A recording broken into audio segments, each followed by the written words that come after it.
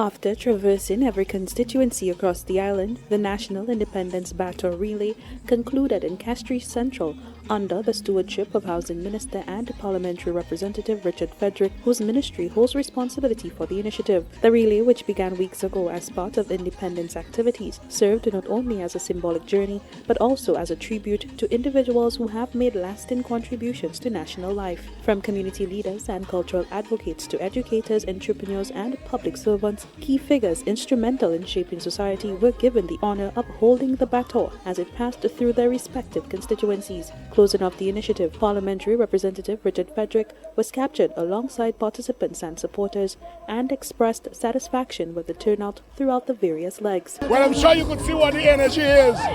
The energy is static. I mean, I never thought this thing would have mushroomed into such a festivity.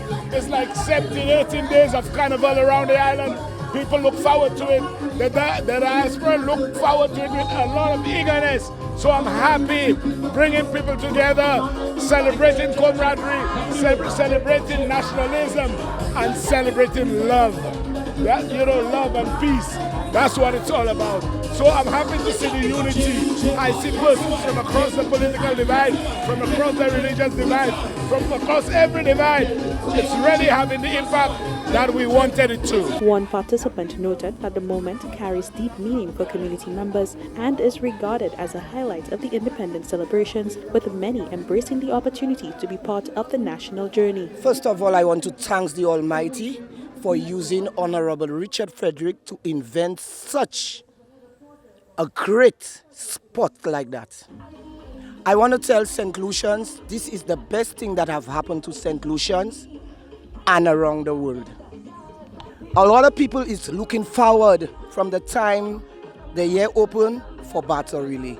So I want to thank God again for using Mr. Frederick to make a great, wonderful Baton Relay on behalf of Saint Lucia.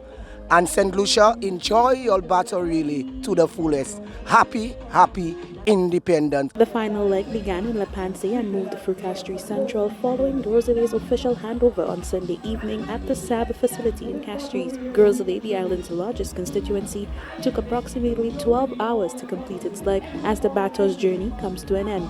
Organizers say the relay has reinforced a powerful message that national development is built on shared responsibility, civic pride, and the enduring contributions of its people. Reporting for the Hot 17 News, I am Jasmine Duncan.